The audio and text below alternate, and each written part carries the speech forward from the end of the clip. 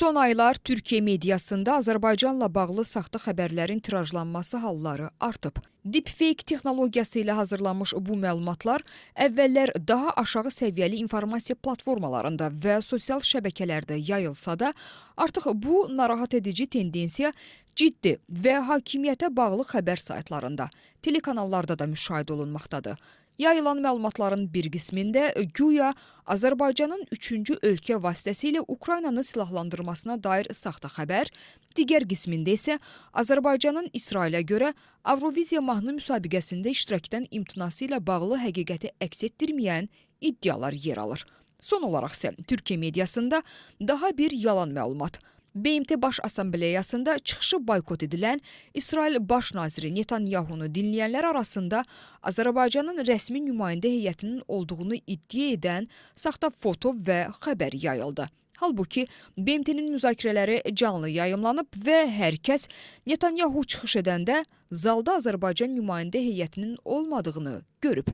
Ölkəmizə qarşı belə çirkli oyunların məhz qardaş Türkiyədə aparılması təəssüf edici olduğu qədər də düşündürücüdür.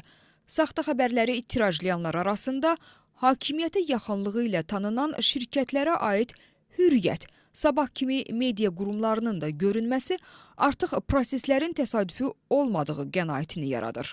Türkiyə mediasında Azərbaycanla bağlı yanlış xəbərlərin yayılması, bəzən isə şuurlu şəkildə dezinformasiyaların istehsal olunaraq yayılması halı ilk dəfə baş vermir. Bu, Azərbaycan-Türkiyə münasibətlərinin mövcud olduğu dövrdə bir neçə dəfə baş vermiş hadisədir. Amma bu dəfə baş verənlər isə özünün spesifik xüsusiyyətləri ilə əvvəlkilərdən fərqlənir. Birincisi, bu dəfə Azərbaycanla bağlı yanlış xəbərlərin yayılması özünün xüsusi çəkisi ilə fərqlənir. Məzmunu ilə, siyasi çəkisi ilə fərqlənir. Belə ki, Azərbaycanın müttəfiqlik etdiyi, əməkdaşlıq etdiyi dövlətlərlə sanki Azərbaycanın arasının vurulması üçün şuurlu bir kampaniya aparılır. Bu məsələ diqqət çəkir. İsrail-Azərbaycan münasibətləri, Azərbaycan-Ukrayna münasibətləri, Azərbaycan-Türkiyə münasibətləri və s. bunlar hədəfə götürülürlər.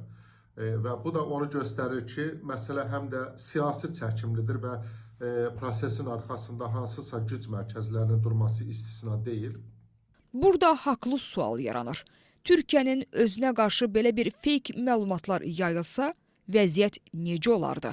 Türkiyə Prezident Administrasiyası nəzdində Dezinformasiyaya qarşı mübarizə idarəsi ya da Yayın və İnformasiya Qurumu dərhal hərəkətə keçər, təksib dərc olunar, dövlət qurumları ard-arda açıqlama verərdi.